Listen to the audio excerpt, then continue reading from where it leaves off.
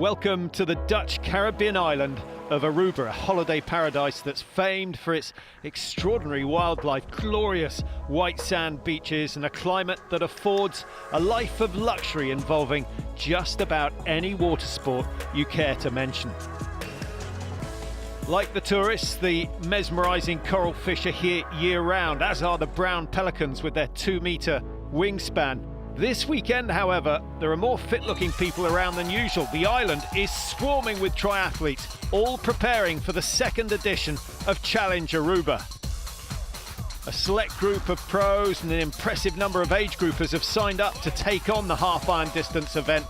And the distance alone makes this a stiff test. Add the heat and the wind, and you have one of the world's toughest triathletes. Based at Palm Beach, this is far more than just a race. It's an endurance festival, 3 days of activity, kicking off with a Paralympic walk and run 5 kilometre. Then there's the Fitville Caribbean CrossFit competition. And no festival is a festival without plenty of food and some great music. Carnival calamari, hot on the menu. Most of the athletes turning up on Friday to register, to free up the Saturday for a little bit of relaxation, maybe a bit of sightseeing. Some of them doing whatever they can to stay out of the sun. Others enjoying a little bit of golf on one of the island's 3 golf courses. They've headed up to Tierra del Sol, right at the northern tip. And actually, the course is on the race route, so a little bit of a recce as well for AJ Barco. He's a top athlete and a very busy coach as well. Well, the multi-sport events get underway with the kids splash and dash for ages from 7 all the way through to 14, and 2 different distances of race. And Andy Potts, who's one of the favourites for the main event, has brought his 2 kids along to enjoy the occasion. Boston and Sloane are going to be racing in their respective age groups, and it's as big an occasion for them as it is for their dad. You know what's really exciting is to have the kids embrace the sport. You can sense that they're nervous, just like I am when I race. The splash and dash here in Aruba was a total home run for the kids. Well, his daughter Sloane goes in the first of the races, just a short 100-metre swim, I think it's fair to say, followed by a kilometre of running around the beach area. My daughter, she's only 7. She was nervous because she didn't want to get in the water all by herself. So I actually had to get in there, let her know I was walking with her as she was swimming. So Sloane halfway through the swim as her older brother Boston waits to start. He's going in a slightly older age group than he need to. So lots of competition there. Could have done with being a little closer to the start line to give himself an advantage, but he's got a lot of talent and we're expecting to see good things from him. Twice the distance for the older age group, 200 metres in the water, and then a 2-kilometre run as well. It's plenty in these temperatures for kids of this age, but it's absolutely the right way to get people involved in the future. And more triathletes putting on a kids event before the main event. Well, it's a cracking location and a very impressive sprint to finish the run. Sloane approaching the finishing straight. There's Andy to see her in, a high five as his daughter comes across the line. He's delighted with that, and he's going to be chuffed to bits with Boston's performance. He's lying in the top 3, and he was way back when he came out of the water, so he's had an excellent run. It was fun. I think I pushed myself hard enough, and it ended up turning good. Certainly did. He's on the podium, and now it remains to be seen whether his dad can match him, and he's certainly expected to. So race morning, and it's early doors. A lot of the athletes up at 3 o'clock this morning to get ready for the 6:20 start. My first sea swim, so I thought Aruba would be a good place to do that in. And yeah, just get a bit of a vacation and a good cocktail on the beach afterwards. Just waiting for some sun, which I know it'll come, and I know the wind will come, and the adventure will come, so I'm looking forward to it. AJ Barco, who's racing and could win. He's also brought a group of 45 people with him, many of whom he coaches and will be racing today. It's nice having support. We're the best team. Woohoo! Best team. Yeah. We're crazy, so it helps. As do the good conditions. We've got great roads and no chance of rain, so they can crank up the tyre pressure.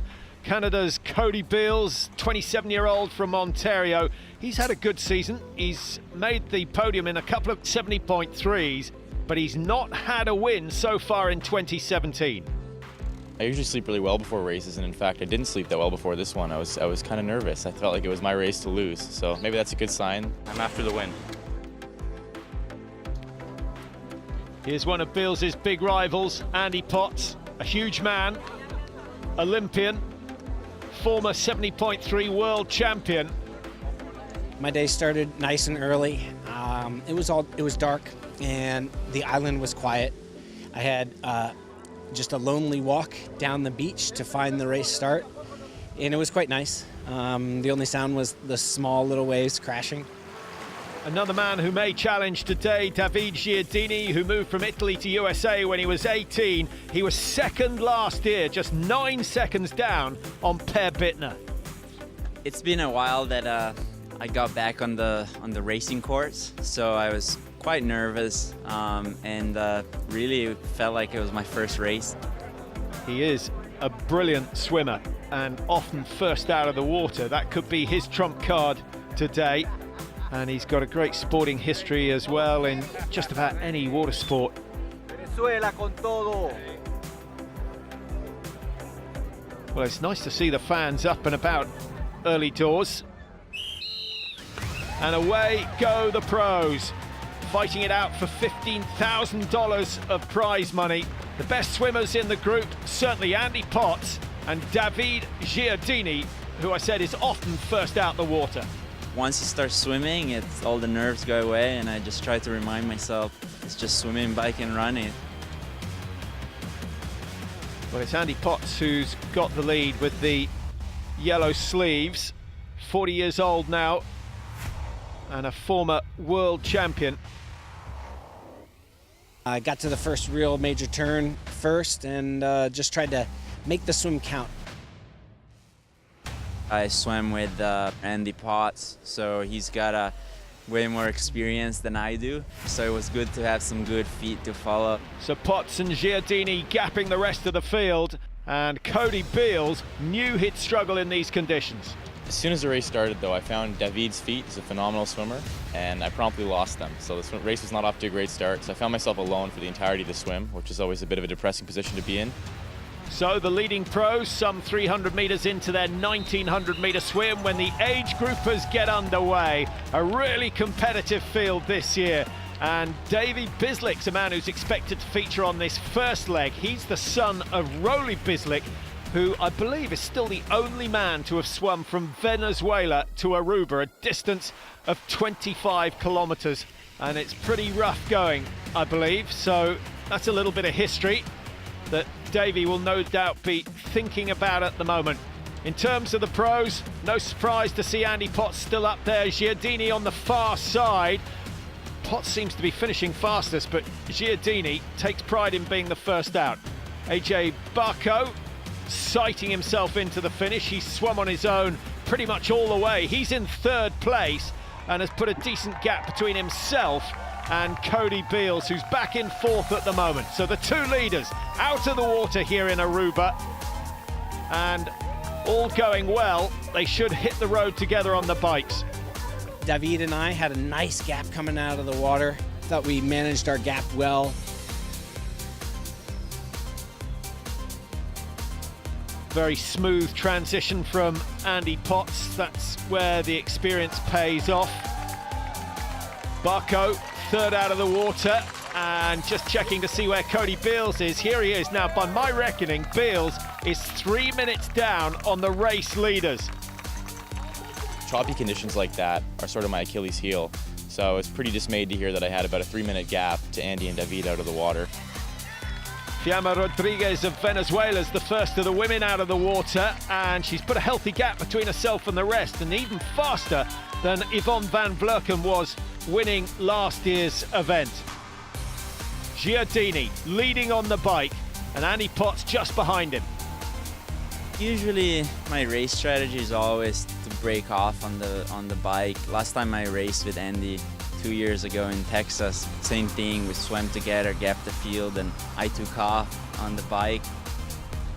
Well, Giardini has not broken away from Andy Potts quite yet. It's a 90-kilometre ride, 3 times around a 30-kilometre loop, and the profile relatively easy.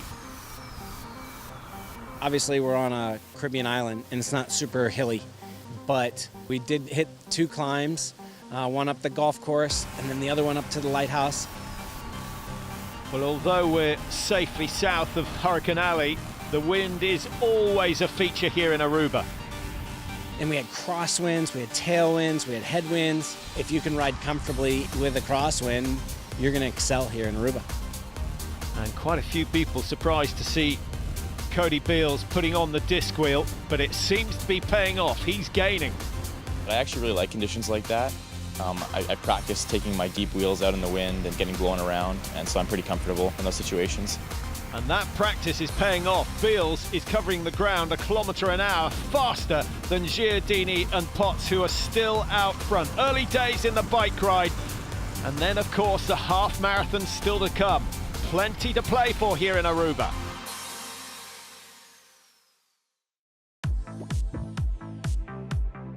Welcome back to Challenge Aruba. The competitors out on the 3-lap, 90-kilometre bike course.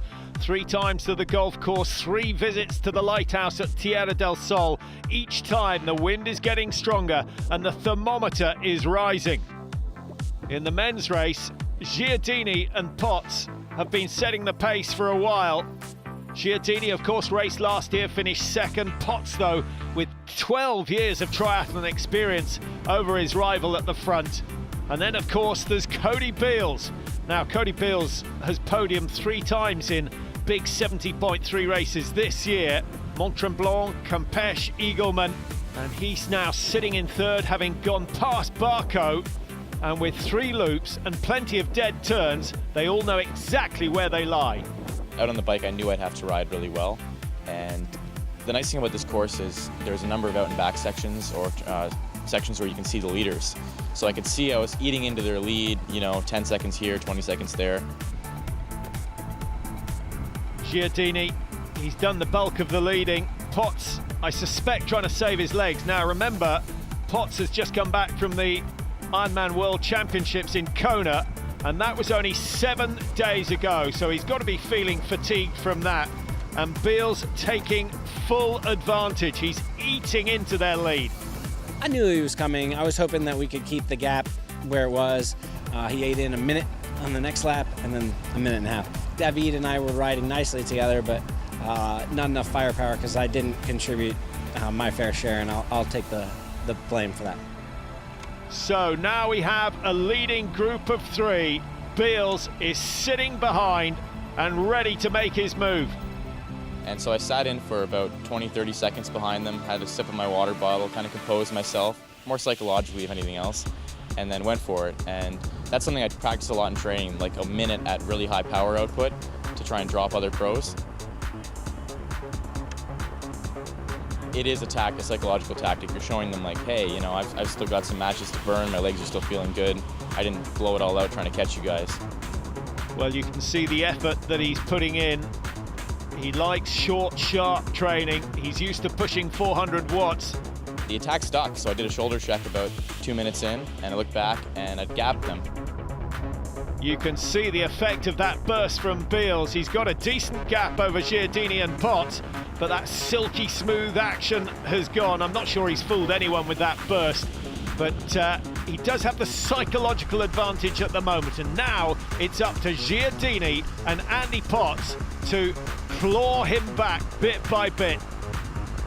And it took us probably 5K to bring him back in within range because he put a gap on us. He was just full throttle. And it's now become a mental game as much as a physical one.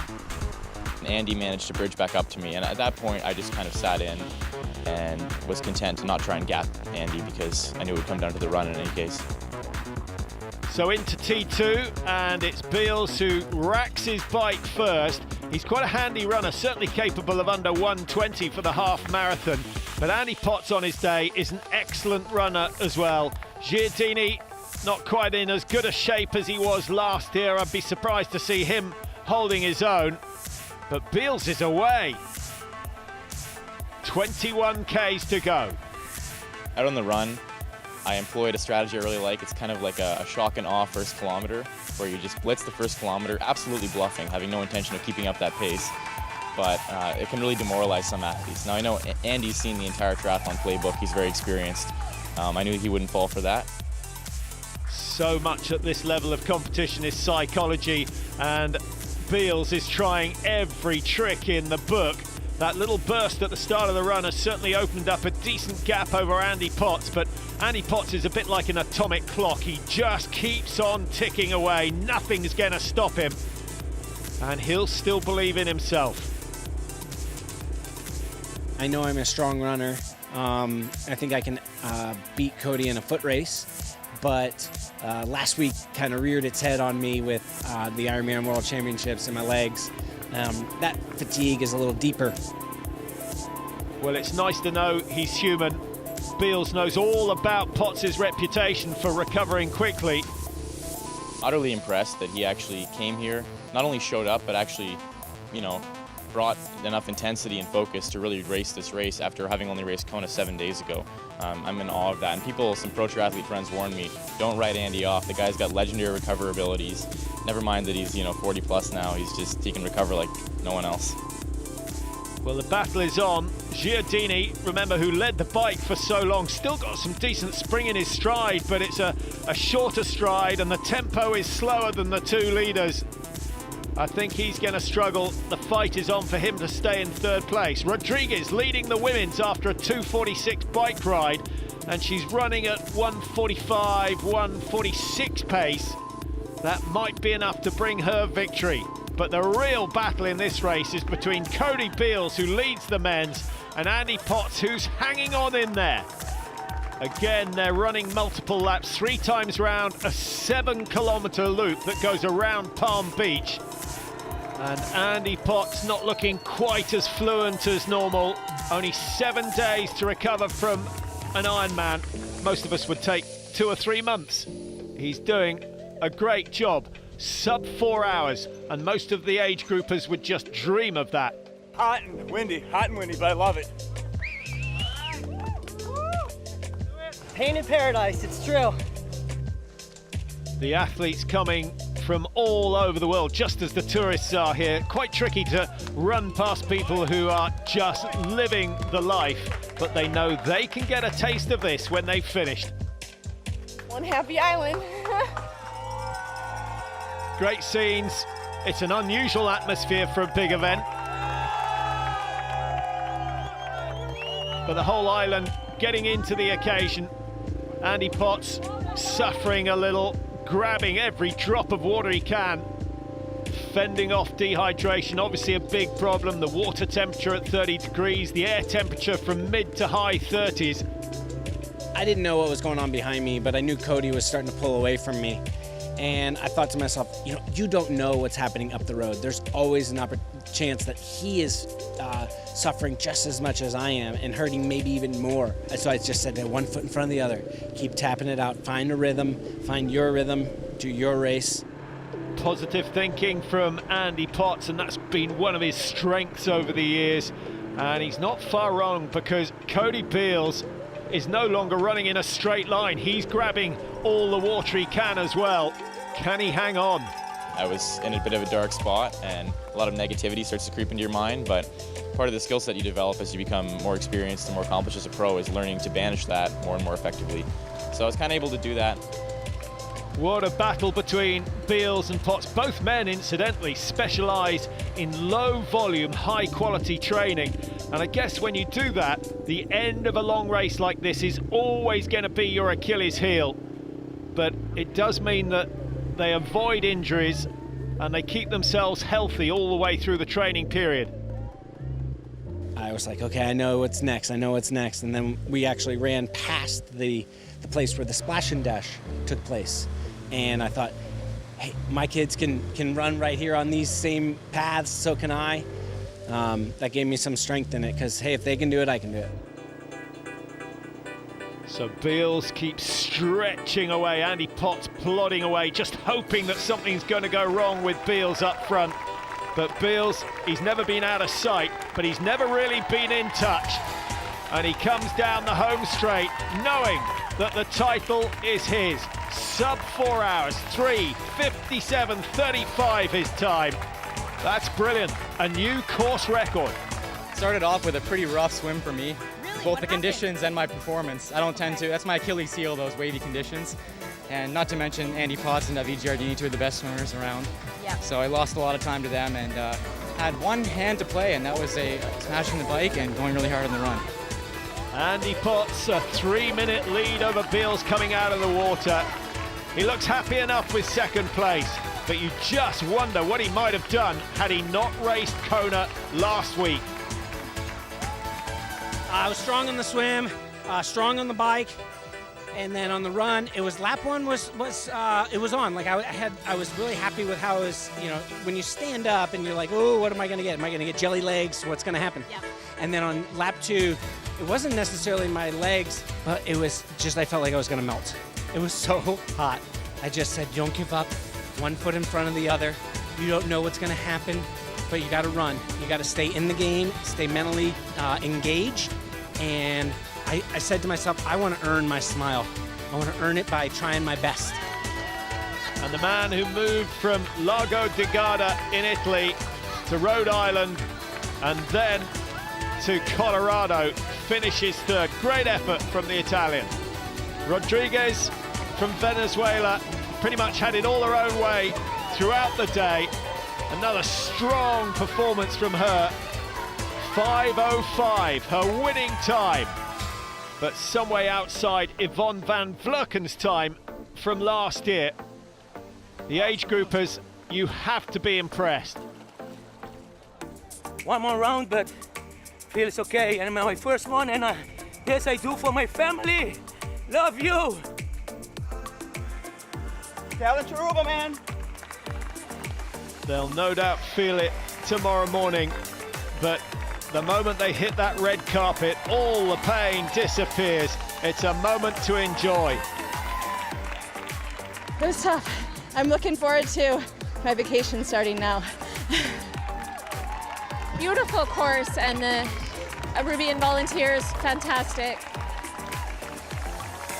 Crazy conditions, very tough. Loved it. But I will say it was fun. I love seeing the starfish and the stingrays on the swim. Loved all the fans. It's an awesome place to be. So congratulations to Cody Beals and Fiamma Rodriguez, the two winners here. There's no doubt this is a triathlon that's going to get more and more popular as the years go by. And we'll see you next year for the 2018 version.